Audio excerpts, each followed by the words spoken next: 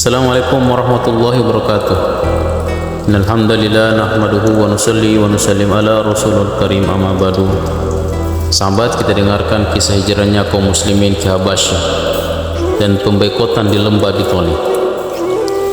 Ketika kekerasan orang-orang kafir terhadap kaum muslimin tidak berkurang, bahkan semakin bertambah, maka baginda Rasulullah SAW mengizinkan para sahabat radhiyallahu anhum berhijrah ke tempat lain. Banyak di antara sahabat radhiyallahu anhum yang berhijrah ke Habasyah. Meskipun Raja Habasyah seorang Nasrani dan sampai saat itu belum memeluk Islam, ia terkenal dengan kelembutan hati dan keadilannya. Pada bulan Rajab tahun kelima kenabian, diberangkatkan jamaah pertama ke Habasyah sebanyak 11 atau 12 orang laki-laki dan 4 atau 5 orang wanita. Orang kafir Mekah mengejar mereka supaya tidak jadi pergi ke sana, namun tidak berhasil. Setibanya di Habasyah, kaum muslimin mendengar kabar bahwa Islam telah menang dan seluruh penduduk Mekah telah masuk Islam. Mereka sangat gembira dengan berita itu, sehingga mereka kembali ke Mekah. Ketika hampir memasuki Mekah, mereka baru mengetahui kabar gembira itu tidak benar. Bahkan orang-orang kafir Quraisy semakin memusuhi dan menyakiti kaum muslimin. Sebagian di antara mereka ada yang kembali ke Habasyah dan ada yang terus memasuki Mekah dengan perlindungan beberapa tokoh Mekah. Peristiwa ini disebut hijrah ke Habasyah pertama. Setelah peristiwa itu, ada serombongan sahabat yang lebih banyak jumlahnya, yaitu 83 orang laki-laki dan 18 wanita, yang secara terpisah-pisah hijrah ke Habasyah. Perjalanan ini disebut hijrah ke Habasyah yang kedua. Sebagian sahabat ada yang mengikuti kedua hijrah ini dan ada yang mengikuti salah satunya saja. Orang-orang kafir semakin marah ketika mengetahui kaum muslimin sudah hidup tenang di Habasyah. Mereka mengirim satu rombongan ke Habasyah untuk menemui Raja Najasyi sambil membawa banyak hadiah. Mereka juga membawa banyak hadiah untuk para pejabat istana dan para pendeta di sana. Sesampainya di Habasyah, mula-mula mereka menjumpai para pejabat kerajaan dan para pendeta Nasrani serta memberikan hadiah untuk menyuap mereka. Dengan bantuan pejabat kerajaan dan para pendeta, utusan orang-orang kafir ini pun menjumpai Raja Najasyi. Mereka langsung bersujud di hadapan raja dan menyerahkan hadiah. Lalu mereka mengemukakan maksud mereka yang diperkuat oleh para pejabat kerajaan yang telah disuap itu. Mereka berkata, "Wahai Raja, ada sekelompok kecil orang-orang bodoh dari kaum kami yang telah meninggalkan agama nenek moyang kami dan masuk ke agama yang baru. Yang kami begitu juga Tuhan tidak mengenal agama itu. Mereka telah datang dan tinggal di negeri Tuhan. Para tokoh Mekah yang mulia, orang-orang tua, paman-paman dan keluarga mereka telah mengutus kami untuk membawa mereka kembali. Serahkanlah mereka kepada kami." Raja Najasyi menjawab, "Kami tidak dapat menyerahkan orang yang telah meminta perlindungan kepada kami tanpa memeriksa terlebih dahulu masalah mereka. Mereka akan kupanggil dan aku tanyai. Jika ceritamu benar, mereka akan kuserahkan kepadamu." Kaum muslimin pun dipanggil. Pada mulanya mereka sangat mencemaskan tentang apa yang harus mereka lakukan. Namun Allah Subhanahu wa taala dengan karunia-Nya menolong mereka sehingga mereka memutuskan untuk tetap memenuhi panggilan raja dan berbicara apa adanya. Mereka menemui raja dengan mengucapkan assalam. Seorang menegur mereka, "Kalian tidak beradab kepada raja dengan tidak bersujud di hadapannya." Kaum muslimin menjawab, kami dilarang bersujud oleh Nabi kami kepada selain Allah. Selanjutnya raja bertanya tentang mereka. Lalu Sayyidina Ja'far radhiyallahu anhu maju ke depan dan berkata, dahulu kami berada dalam keadaan jahiliyah. Kami tidak mengenal Allah subhanahu wa ta'ala dan tidak mengenal Rasulnya. Dahulu kami menyembah berhala, kami memakan bangkai, berbuat jahat dan memutuskan kekeluargaan. Yang kuat di antara kami menindas yang lemah. Dalam keadaan seperti inilah Allah subhanahu wa ta'ala mengutus seorang Rasul yang nasab, kejujuran, sifat, amanah dan kesucian hidupnya sangat kami kenal. Beliau mengajak kami menyembah Allah subhanahu wa ta'ala yang esa, yang tiada sekutu baginya, dan melarang kami menyembah berhala. Beliau menyuruh kami berbuat baik dan melarang berbuat jahat. Beliau menyuruh kami berkata jujur, bersifat amanah dan menjaga hubungan sanak keluarga. Beliau juga menyuruh berbuat baik kepada tetangga, mendirikan sholat, berpuasa dan bersedekah. Beliau mengajarkan kami akhlak terpuji, melarang kami berzina, berdusta, memakan harta anak yatim, menuduh orang lain, dan perbuatan-perbuatan buruk lainnya. Beliau mengajarkan kami Al-Quran yang mulia, dan kami beriman terhadapnya serta mengamalkan segala firman-Nya. Karena hal ini, kaum kerabat kami memusuhi kami dan menyiksa kami dengan berbagai penyiksaan. Maka keadaan memaksa kami untuk datang memohon perlindungan kepada Tuhan atas perintah Nabi kami.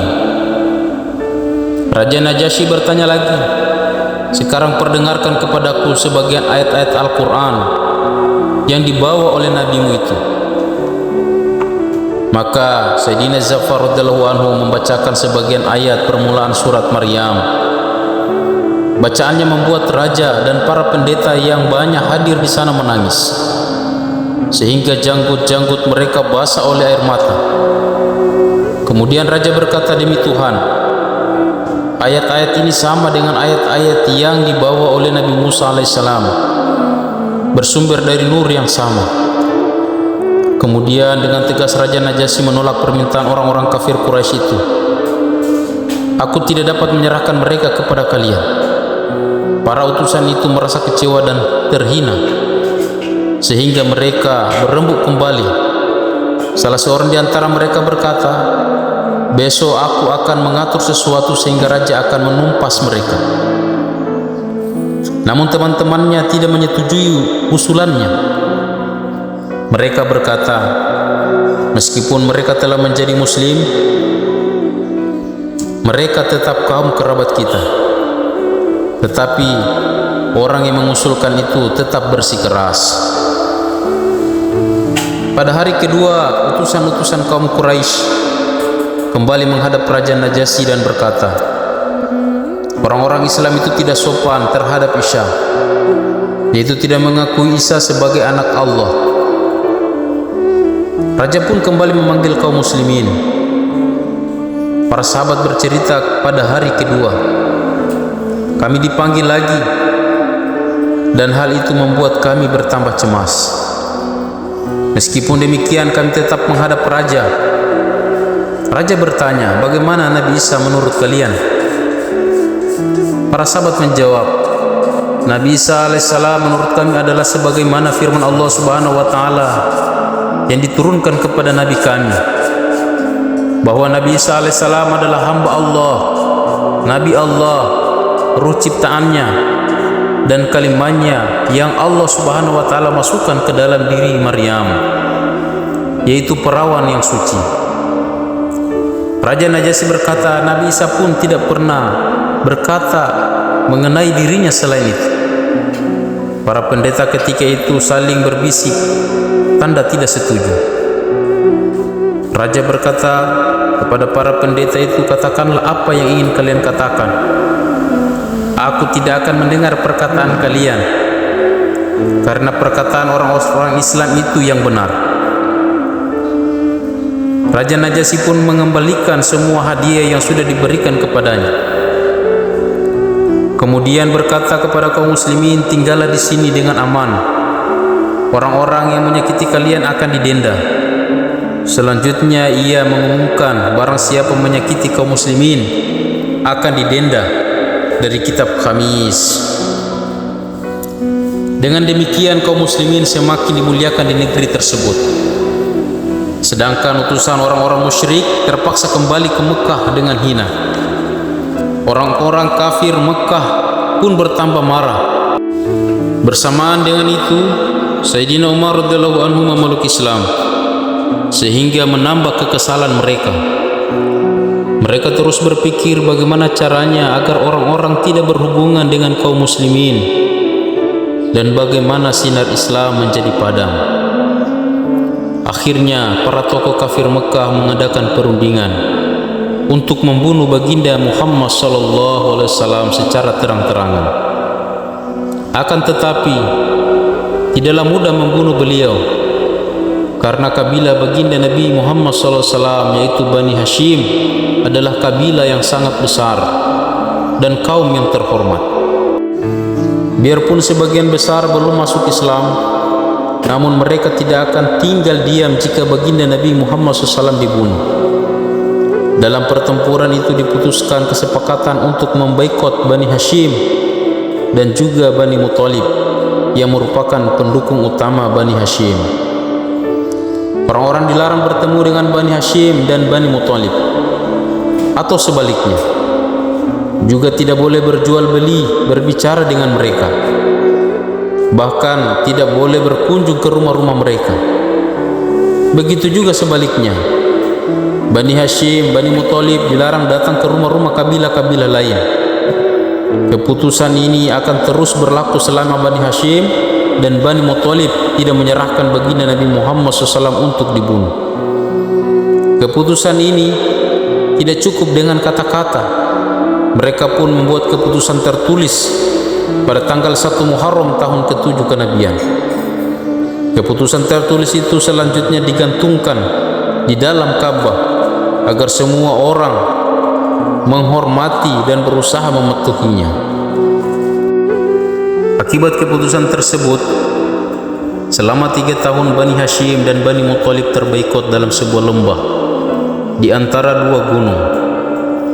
Tiada seorang pun yang dapat menemui mereka, dan mereka tidak dapat menemui siapapun. Mereka tidak dapat membeli sesuatu dari orang Mekah dan dari pedagang yang datang dari luar. Jika ada seseorang dari mereka keluar dari daerah itu, ia akan disiksa. Jika ada yang menyampaikan sesuatu keperluan kepada mereka, maka akan mendapatkan reaksi keras. Hanya sedikit perbekalan yang ada pada mereka. Mereka menjalani kehidupan dengan kelaparan dan penderitaan, sehingga kaum wanita dan anak-anak menangis dan menjerit kelaparan. Bagi para tokoh, penderitaan anak-anak itu lebih menyakitkan daripada kelaparan dan penderitaan mereka sendiri. Setelah 3 tahun berlalu, dengan pertolongan Allah Subhanahu wa Ta'ala, lembaran-lembaran pemboikotan tersebut dimakan rayap dan penderitaan pun berakhir. Selama masa boikot itu, penderitaan yang dialami mereka sangat berat. Namun, para sahabat tetap teguh berpegang pada agama ini, bahkan terus menyebarkannya. Faedah: penderitaan dan kesusahan yang demikian berat telah dijalani oleh para sahabat radhiyallahu anhum. Kita menganggap mereka sebagai teladan dan kita mengaku sebagai pengikut mereka. Kita memimpikan kemajuan seperti mereka. Namun renungkanlah dan pikirkanlah betapa besar pengorbanan para sahabat radhiyallahu anhum. Sedangkan kita, apa yang harus kita lakukan demi agama? Sungguh, kesuksesan itu senantiasa diperoleh melalui usaha dan kesungguhan dan juga pengorbanan. Kita ingin hidup senang dan damai tanpa agama dan mencari dunia seperti orang-orang kafir. Tetapi kita menginginkan kemajuan Islam. Mana mungkin itu bisa terjadi?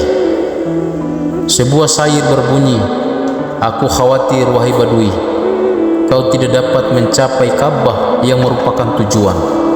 karena jalan yang kau tempuh adalah jalan lain menuju Turkistan.